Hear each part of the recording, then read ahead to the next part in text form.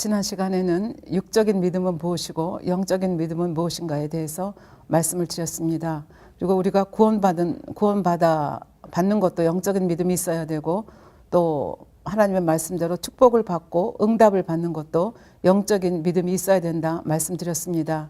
그런데 이 영적인 믿음은 내가 가지고 싶다고 해서 마음대로 가질 수 있는 것이 아니다 말씀드렸습니다. 이번 시간에는 그러면 왜 영적인 믿음, 그렇게 좋은 영적인 믿음을 내가 원한다고 해서 원하는 만큼 가질 수 없는가, 왜 그런가에 대해서 말씀을 드리고, 그렇다면 이 영적인 믿음은 하나님이 주시는 것이라고 했는데 어떻게 하면 하나님께로부터 이 영적인 믿음을 받을 수 있을 것인가에 대해서 말씀을 드리도록 하겠습니다. 로마서 12장 3절에 보면 이런 말씀이 있습니다. 내게 주신 은혜로 말미암아 너희 중 각 사람에게 말하노니 마땅히 생각할 그 이상의 생각을 품지 말고 오직 하나님께서 각 사람에게 나눠주신 믿음의 분량대로 지혜롭게 생각하라. 이렇게 말씀을 하셨습니다. 그러면 아까 첫 번째 질문에 대한 답변을 한번 생각을 해보도록 하겠습니다. 영적인 믿음은 지금 로마서 12장 3장에서도 하나님께서 나눠주셔야 된다 그렇게 말씀하셨는데, 왜 하나님께서 나눠주셔야 되는가? 그럼 하나님은 도대체 어떤 기준으로 우리에게 영적인 믿음을 주시는가? 이런 질문을 할 수가 있겠습니다. 그럼 우선 왜 내가 원하는 대로 영적인 믿음을 가질 수 없는가에 대해서 생각을 해보겠습니다. 만약에 이 영적인 믿음이 응답받을 수 있는 믿음인데, 이 영적인 믿음을 가진 사람이 마음에 비진리가 가득하고 악이 가득하다고 생각하면, 이런 사람이 기도해서 그것이 응답된다고 생각하면 이 세상에 무슨 일이 일어날지를 저희들이 한번 생각해 볼 필요가 있는 것 같습니다. 예를 들어서 사과 장사를 내가 하고 있는데 옆집에 사과 장사가 또 가게 문을 열었습니다. 그랬을 때 제가 마음이 약한 사람이라면 이런 기도를 할 수 있을 것 같습니다. 아버지, 옆에 가게에 있는 사람들 가지 말게 하시고 우리 집에만 손님이 오게 해주세요. 만약에 이 기도가 응답이 된다고 하면 세상은 어떻게 되겠습니까? 예를 들어서 제가 A라고 하는 사람을 미워하는데 아버지 앞에 기도하기를, 아버지 하나님, 저 사람 교통사고 나게 해주세요. 근데 이 기도가 응답이 된다고 하면 무슨 일이 벌어지겠습니까? 또 시기심이 우리 인간들에겐 굉장히 많은데요. 시기심과 관련해서 이런 재밌는 이야기를 제가 하나 들었습니다. 두 친구가 길을 가고 있었는데 한 사람은 시기심이 굉장히 많은 사람이고 또 한 사람은 욕심이 많은 사람이었습니다. 근데 두 사람이 길을 가다가 왕을 만났습니다. 이 왕이 두 사람에게 제안을 했습니다. 만약 너희 중에 한 사람이 요청하면 무엇이든지 그대로 주겠다. 그러니까 뭐를 요청하든지 주겠다. 그런데 옆 사람에게는 요청하는 것에 2배를 주겠다. 나한테 지금 기회가 왔으니까 나한테 요청을 하라. 그렇게 얘기를 했는데 두 사람이 서로 쳐다보면서 요청을 하지 못합니다. 왜냐하면 시기심 많은 친구는 옆에 사람이 나보다 2배 받는 거 싫었고, 욕심 많은 친구도 마찬가지입니다. 나보다 2배 받는 게 싫었기 때문에 말을 못하고 우물쭈물하고 시간을 보냅니다. 그랬더니 왕이 그러면 그냥 가겠다 그렇게 얘기를 했더니 그 시기심 많은 사람이 아니라고, 그냥 가시지 말라고 하면서 이런 요청을 했습니다. 임금님, 저희 왼쪽 눈을 빼주세요. 얼마나 악합니까? 옆에 사람 2배로 주겠다고 했으니까 옆에 사람은 왼쪽 눈, 오른쪽 눈 2개를 다 빼겠다는 얘기입니다. 이것이 악이 많은 사람, 시기심이 많은 사람들의 현주소라고 볼 수 있겠습니다. 예일대학의 한 심리학 교수가 연구한 결과에 의하면 미국 범죄의 20%가 시기심 때문에, 질투심 때문에 생겨난다고 합니다. 그러니까 다시 말하면 시기심이나 질투는 굉장히 무서운 범죄 요인이 된다고 볼 수가 있겠습니다. 여러분들이 잘 아시는 바와 같이 이 자기와 관계없는 사람에 대해서는 시기하지 않습니다. 옷가게 하는 사람이 농부가 농사를 잘 지어서 돈 많이 벌었다고 해서 그 농부를 시기하지 않습니다. 공부 열심히 하는 사람이 어떤 가수가 노래를 내가지고 돈을 많이 벌었다. 싸이가 돈을 많이 벌었다. 그래서 그 싸이에 대해서 시기 질투하지 않습니다. 이상하게도 이 시기 질투라고 하는 것은 굉장히 가까운 사이, 나와 경쟁 관계에 있는 사람들 사이에서 이 시기 질투가 문제가 된다는 거죠. 예를 들면 부부 관계라든지 애인 관계라든지 친구 관계가 이제 관계 속에서 이런 시기 질투가 있고, 또 이걸로 인해서 범죄가 일어날 수 있다는 얘기가 되겠습니다. 그래서 야고보서 3장 16절에 보면 시기와 다툼이 있는 곳에는 요란과 모든 악한 일이 있음이라. 근데 우리 인생들이 죄가 있고 악이 많은 인생들이 기도하는 대로 응답을 받는다고 하면 이 세상은 아마 엉망진창이 될 것입니다. 그래서 아버지 하나님께서는 이걸 아시기 때문에 우리가 아무리 영적인 믿음 많이 갖고 싶어요 해서 내 마음대로 가질 수 있는 것이 아닙니다. 그러면 하나님께서는 어떤 기준에 따라서 이 영적인 믿음을 저희에게 주시겠습니까? 그것은 자격을 갖춘 사람에 한해서 그 영적인 믿음을 선한 목적으로 쓸 수 있는 사람에게 이 영적인 믿음을 주신다는 그런 얘기가 되겠습니다. 그러면 우리가 육적인 믿음과 영적인 믿음에 대해서 지난 시간에 생각을 해보았는데요. 그럼 육적인 믿음과 영적인 믿음은 어떤 관계가 있는가에 대해서 잠시 살펴보도록 하겠습니다. 아주 마음밭이 좋은 사람들은 하나님의 말씀을 듣는 즉시 그것을 행합니다. 그래서 그 지식적인 믿음이 바로 그 자리에서 영적인 믿음으로 바꿔집니다. 그래서 굉장히 신앙의 성장이 빠릅니다. 그러나 보통 사람들은 대부분 처음에는 겨자씨만한 믿음을 받습니다. 그래서 말씀을 듣고 공부하고 해서 이것이 쌓이고 쌓여서 지식적인 믿음이 되고 그 지식적인 믿음을 또 하나하나 행함으로 옮겨서 결국은 영적인 믿음으로 이제 변해가는 그런 과정을 거치게 됩니다. 그래서 보통 사람들은 다 우선 지식으로 마음에 쌓고 그것을 행함으로 옮겨서 영적인 믿음을 만든다는 얘기가 되겠습니다. 이 좋은 예로 지식적인 믿음이 어떻게 영적인 믿음으로 변화되는가를 보여주는 성경의 말씀을 하나 소개를 하도록 하겠습니다. 마가복음 9장 17절부터 29절에 보면 벙어리 귀신 들린 아들을 데리고 나온 한 아버지에 대한 이야기가 나옵니다. 이 벙어리 귀신 들린 아들을 데리고 온 아비가 예수님께 이렇게 간청을 합니다. 마가복음 9장 22절에 보면 귀신이 저를 죽이려고 불가물에 자주 던졌나이다. 그러나 무엇을 하실 수 있거든 우리를 불쌍히 여겨 도와주시옵소서. 그러니까 무엇을 하실 수 있거든 우리를 도와달라 이렇게 말씀하셨습니다. 이 무엇을 할 수 있거든 하는 것은 하나님을 믿는 믿음에서 나오는 것이 아니고 많이 소문을 들었습니다. 예수님은 천국 복음을 전하시고 기머거리, 벙어리, 안진뱅이 뭐 각종 병을 치료한다는 말씀을 듣고 귀신도 쫓아낸다는 말씀을 듣고 그 소문을 가지고 지식적인 믿음을 가지고 혹시나 나도 내 아들을 데리고 가면 혹여라도 예수님이 고쳐주시지 않을까 이런 요행을 바라는 마음으로 나왔다는 것을 알 수가 있습니다. 하실 수 있거든 나를 도와주시옵소서 하는 이 말 속에서 이 사람의 믿음의 상태를 우리가 읽을 수가 있습니다. 이 아비의 요청에 대해서 예수님께서는 단호하게 말씀을 하십니다. 23절에 할 수 있거든이 무슨 말이냐 믿는 자에게는 능치 못할 일이 없느니라 이렇게 말씀을 했더니 이 아비가 또 이상하게 대답을 합니다. 24절에 보면 곧 그 아이의 아비가 소리를 질러 가로되 내가 믿나이다. 나의 믿음 없는 것을 도와주소서. 내가 믿는다 고백을 했는데 그 다음에 바로 나의 믿음 없는 것을 도와주소서 이렇게 아비가 말합니다. 앞뒤가 안 맞는 말처럼 믿는다고 했는데 믿음 없는 것을 도와달라. 앞뒤가 맞지 않는 말처럼 생각이 되지만 앞에서 내가 믿나이다 한 것은 소문으로 들어서 내가 알고 있나이다.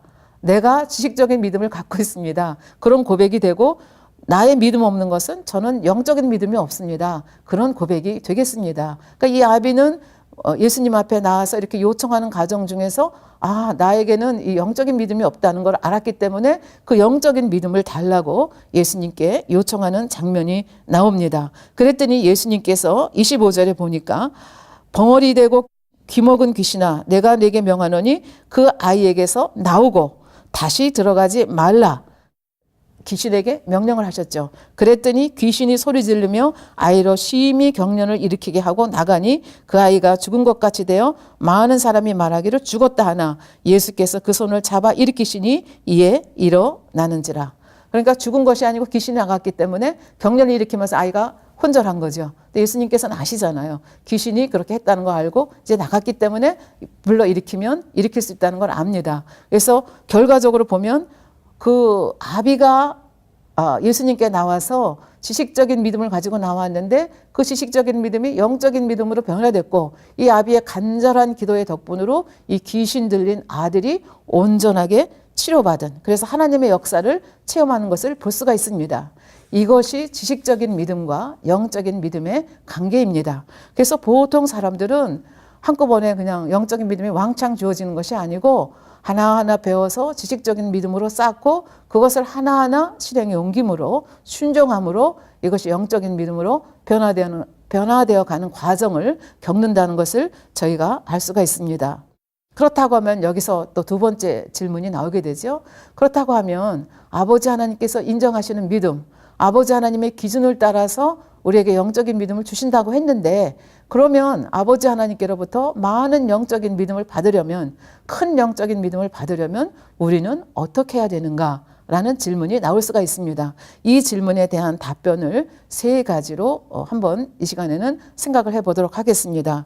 제일 첫 번째는 믿지 못하도록 방해하는 나의 생각과 이론을 전부 깨트리고 하나님의 말씀에 복종시켜야 됩니다. 고린도 후서 10장 5절에 보면 모든 이론을 파하며 하나님 아는 것을 대적하여 높아진 것을 다 파하고 모든 생각을 사로잡아 그리스도에게 복종케 하니, 이렇게 말씀하고 있습니다. 왜 그렇습니까? 지난 시간에도 말씀드렸지만 우리가 태어나서부터 부모에게서부터 배운 거, 학교에서 배운 거, 또 책을 읽으면서 배운 거, TV를 통해서, 인터넷을 통해서, 이런 여러 가지 소스를 통해서 우리가 배운 것이 다 진리가 아니기 때문에 그렇습니다.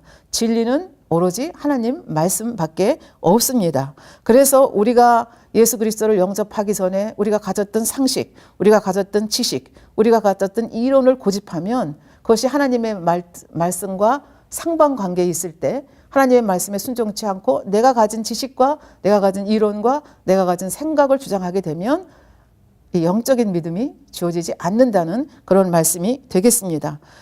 세상 지식에는 우리 진리에 위배되는 말씀이 참 많이 있습니다. 예를 들어서 여러분들이 집에서 어린아이를 키울 때 내 아이가 나가서 맞고 들어왔습니다. 맞고 들어왔을 때 부모님들 보통 어떻게 반응하십니까? 야, 이 바보야, 너는 왜 맞고 들어와? 걔가 한 대 때리면 너는 두 대 때려. 그래야 다음에 안 맞아. 이렇게 말씀하시는 분이 많이 있습니다. 또 어떤 분은 그렇게까지는 말하지 않지만 심정적으로 비슷한 생각을 하시는 분들이 많이 있습니다. 그러나 예수님께서는, 그러니까 성경이 말씀하시는 진리는 오른뺨을 맞으면 왼뺨까지 내주라고 하는 것이 아버지 하나님의 선하신 뜻이고 이것이 진리입니다. 또 우리는 소설을 통해서 또 세상 사람들의 모습을 통해서 원수 갚는 것이 의롭다고 생각을 합니다. 아버지에게 잘못한 사람 자식이 갚아주고 또 그 자식 때 원수를 갚지 못하면 그 다음 자식 때 갚아주는 것이 의롭다고 저희는 생각을 합니다. 또 어떤 사람은 절대적으로 자기의 신념을 굳히지 않는 것이 의롭다고 생각을 합니다. 그러나 하나님 아버지께서는 아무리 내가 나 보기에 의로운 것이라 할지라도, 내 보기에 옳다 하는 것이라 할지라도 그것이 비진리가 아닌 이상 화평을 깨는 것을 아버지 하나님께서는 원치 않는 것을 볼 수가 있습니다. 이와 같이 진리가 아닌 비진리에서 오는 생각들을 우리가 한마디로 육신의 생각이라고 얘기를 합니다. 그래서 그 로마서 8장 7절에 보면 육신의 생각, 이 비진리에 입각해서 나오는 생각, 육신의 생각은 하나님과 원수가 되나니 이는 하나님의 법에 굴복치 아니할 뿐 아니라 할 수도 없다. 이렇게 말씀을 하고 계십니다. 그래서 결과적으로 내가 옳다, 하나님의 진리와 위배되는, 내가 생각하는 게 옳다 하는 것, 내가 생각하기에 옳다고 생각하는 이론, 이것을 깨트리지 않으면 결과적으로 영적인 믿음이 주어지지 않는다는 얘기가 되겠습니다. 다른 말로 바꿔 말하면 육신의 생각을 깨트리지 않으면 순종이 나오지 않는다는 말씀이 되겠습니다. 그래서 이 육신의 생각과 순종과의 관계를 우리에게 극명하게 알려주는 한 성경의 예를 여러분께 소개를 해드리도록 하겠습니다. 여러분들이 잘 아시는 열왕기 하에 나오는 나아만 장군에 대한 얘기입니다. 나아만 장군은 아람의 군대 장관입니다. 그러니까 임금 다음과는 굉장히 높은 자리에 있는, 그리고 임금이 신뢰하는 그런 장수였습니다. 굉장히 존귀한 자였죠. 근데 문제가 있었는데 그 문제가 뭐냐면 문둥병이 걸렸다는 것입니다. 아무리 지위가 높고 아무리 존귀한 자라 할지라도 아무리 부가 있고 명예가 있다 할지라도 문둥병에 걸렸으니 그것이 무슨 소용이 있겠습니까? 그리고 권세가 있고 돈이 있었기 때문에 아마 할 수 있는 모든 조치는 다 취했을 것입니다. 약도 먹어보고 좋은 의원도 찾아가 봤을 것이고 또 자기들이 섬기는 신에게 또 예물을 드리고 빌기도 해봤을 것이고 모든 방법을 다 해봤지만 문둥병이 치료가 되지 않았습니다. 그런데 어느 날 좋은 소식이 들렸습니다. 근데 그 좋은 소식을 누구한테서 들었는가 하면 아람이 전쟁에서 포로로 데려온 이스라엘의 아주 조그마한 게지바이한테서 좋은 소식을 들었습니다.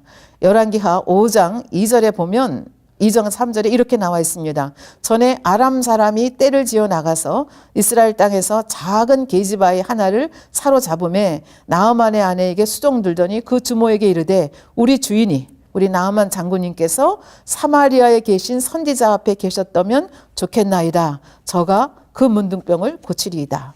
이 작은 게지바이는 이스라엘 게지바이죠. 그래서 그 엘리사 선지자에 대해서 알고 있었습니다. 그래서 엘리사 선지자에게만 가면 우리 나아만 장군이 치료를 받을 수 있을 텐데 하고 얘기를 했는데 이 나아만 장군이 굉장히 선한 중심이 있었던 것 같아요.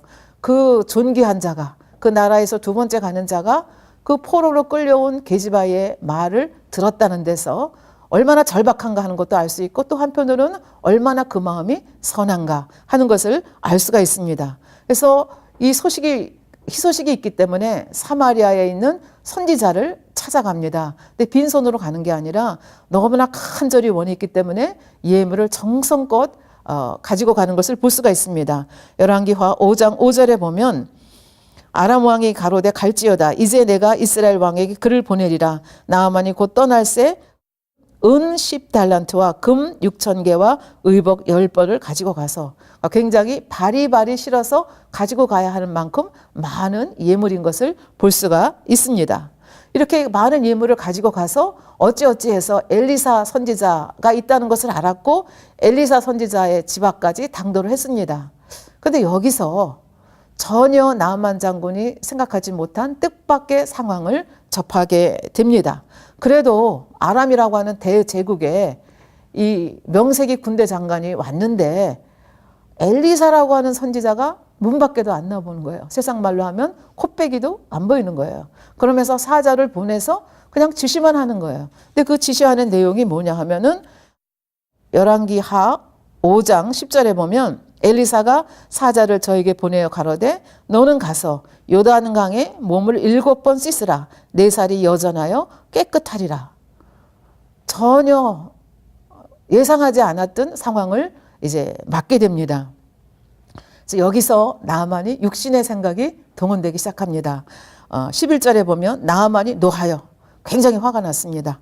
물러가며 가로되 내 생각에는 저가 내게로 나와 서서 그 하나님 여호와의 이름을 부르고 내게로 나와서 뭐 맨발로 뛰어나오지는 못한다 할지라도 내게로 나와서 내 상처에 손을 얹고 기도해 줄 걸로 생각을 했는데 전혀 다른 반응입니다. 사환 하나를 보내서 그냥 말을 전해줄 뿐입니다. 나를 우습게 생각하나 이런 생각이 충분히 들 수 있는 그런 상황입니다. 아마 굉장히 서운했을 것입니다. 그래서 노했다 이렇게 얘기를 하고 있습니다. 더군다나 기가 막힌 것은 이 이스라엘 사람들이 말하는 이 엘리사 선지자가 말하는 요단강이라고 하는 것이 형편없는 강이거든요. 왜냐하면 그 5장 12절에 보면 다메섹강 아마나와 바루발은 그러니까 다메섹에 있는 이 아마나 강이나 바루발 강은 요단강에 비교했을 때 수량도 많고 물도 깨끗하고 너무나 좋은 거예요. 그런데 아이고 조그만 요단강에 가서 그다음에 물도 깨끗하지 않은 그 요단강에 가서 7번 몸을 씻으라. 이게 생각을 동원하니까 도저히 화가 나서 순종할 수 없는 그래서 차라리 다메섹강에 가서 몸을 씻지 이런 생각이 들었습니다.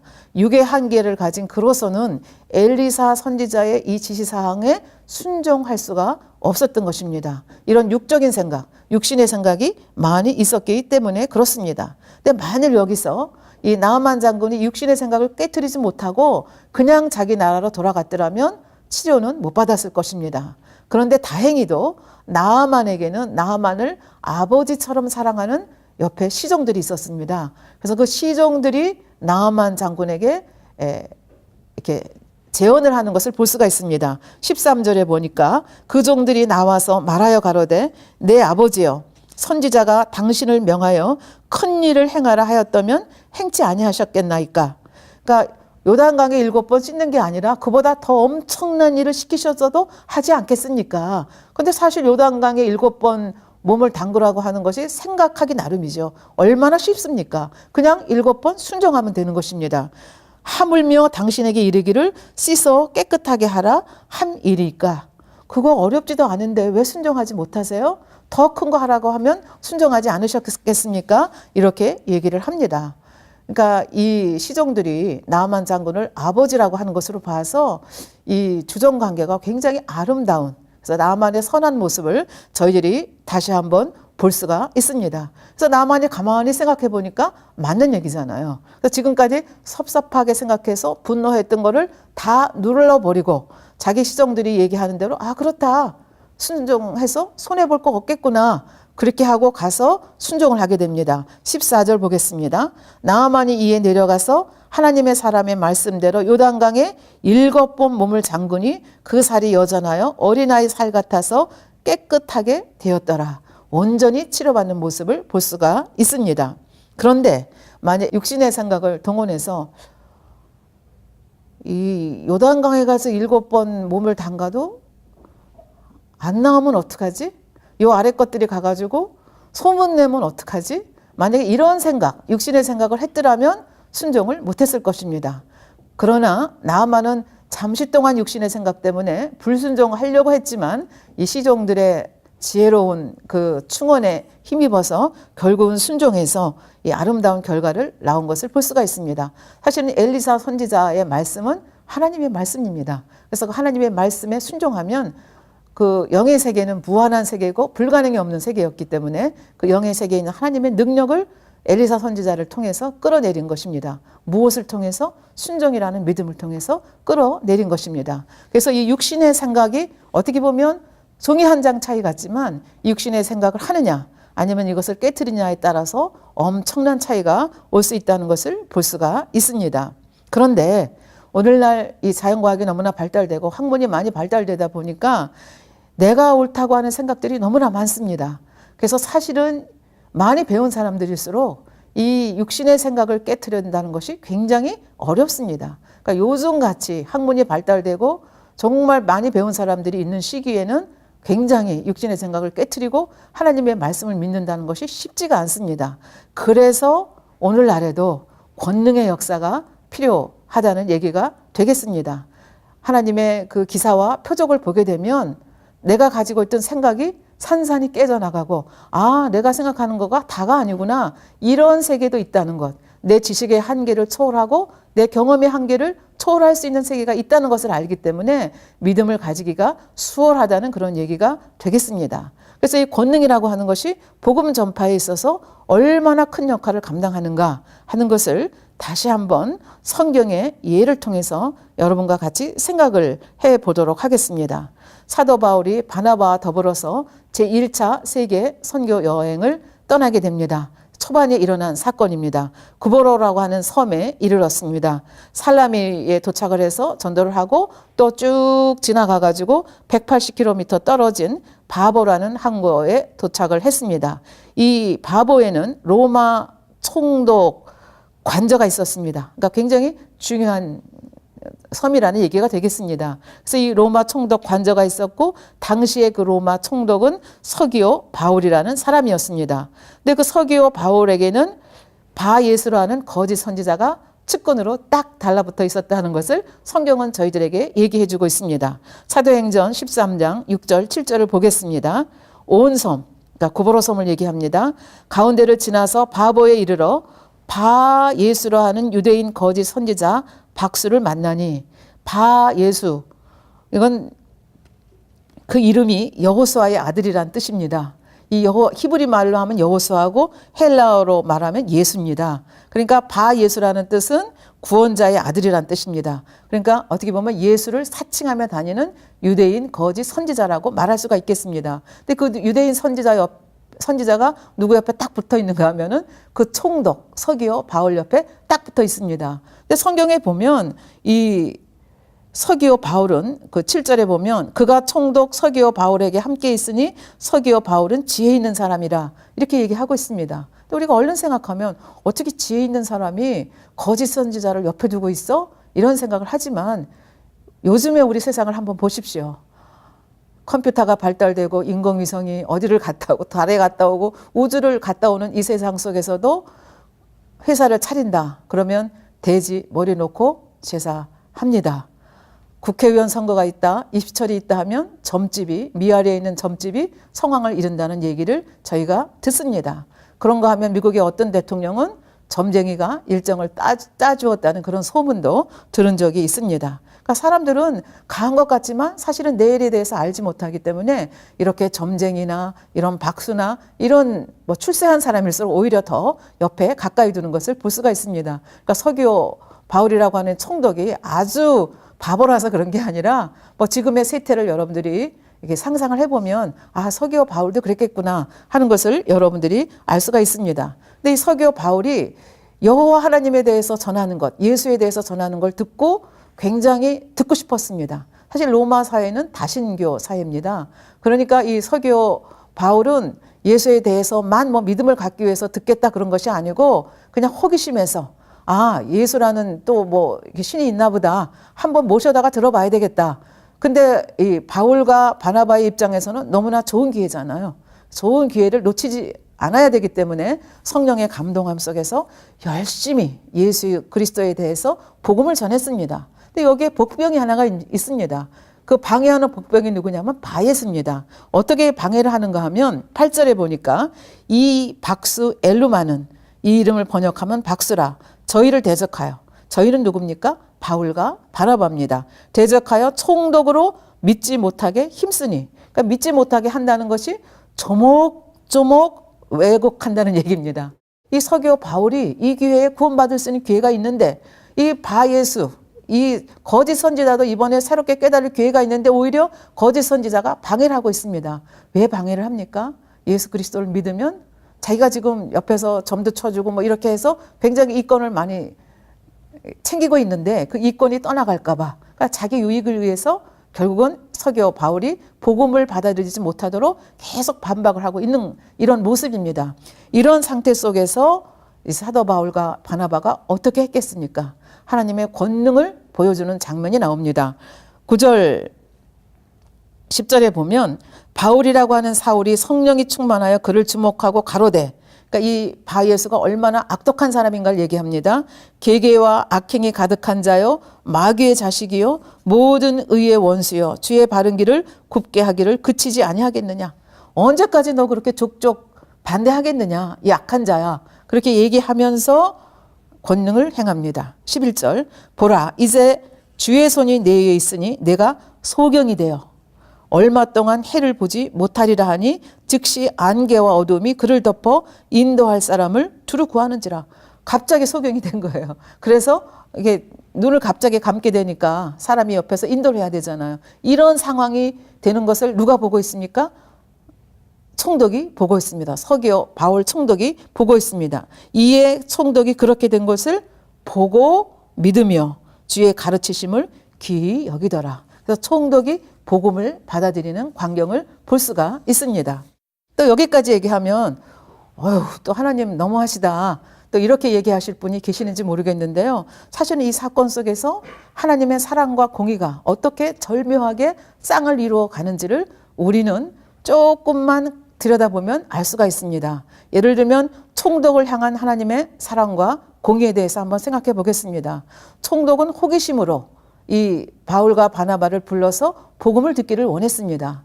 그러나 바울과 바나바는 이 기회에 서기오 바울이 예수 그리스도를 믿는 구원을 얻는 사람이 되기를 원했습니다. 그런데 서기오 바울이 그 거짓 선지자가 그렇게 방해하기 때문에 그러니까 이 서기오 바울 총독을 향한 하나님의 사랑이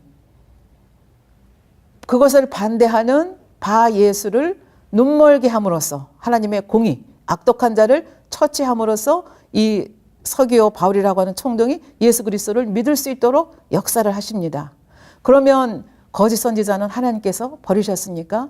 그렇지 않다는 것을 우리가 알 수가 있습니다. 여기 보면 영영토록 소경이 되는 것이 아니라 얼마 동안 소경이 되게 한다 말씀하셨습니다. 여기에 이 거짓 선지자 바예수를 향한 하나님의 사랑을 볼 수가 있습니다. 그래서 이렇게 방해하기 때문에 소경으로 만들어 버렸지만 일생 동안 소경으로 만드는 것이 아니라 그것이 3일일지 5일일지 모르지만 얼마 동안 소경이 되게 하고 그 다음에 다시 눈을 보게 되었을 때 이때 거짓 선지자는 아마 철저히 회개하고 이 사도 바울과 이 바나바가 믿는 하나님 또 바나바가 전하는 그 예수 그리스도에 대해서 아마 다시 한번 깊게 생각해 볼 수 있는 기회가 주어지지 않았을까 그렇게 생각을 해 봅니다. 그렇기 때문에 우리가 영적인 믿음은 하나님이 인정하시는 믿음이고 무엇이든지 응답받을 수 있는 믿음이라 말씀드렸습니다. 그래서 이 영적인 믿음을 갖기 위해서는 우선 내가 옳다 하는 이론, 내가 옳다 하는 생각 이거를 다 깨트려 버려야 된다는 것이죠. 하나님의 말씀과 상충이 될 때는 어느 쪽을 택해야 되는가 하면 내 생각, 내 이론을 가감히 버리고 하나님 것을 내 것으로 받아들일 때 영적인 믿음이 주어진다는 의미가 되겠습니다. 두 번째는 하나님의 말씀을 열심히 듣고 배워서 말씀을 진리로 채워가야 됩니다. 세 번째는 행함이 따라야 된다는 말씀입니다. 그래서 하나님께서 원하시는 이 불같은 기도의 방법이 무엇인가를 지금부터 짤막하게 설명을 하도록 하겠습니다.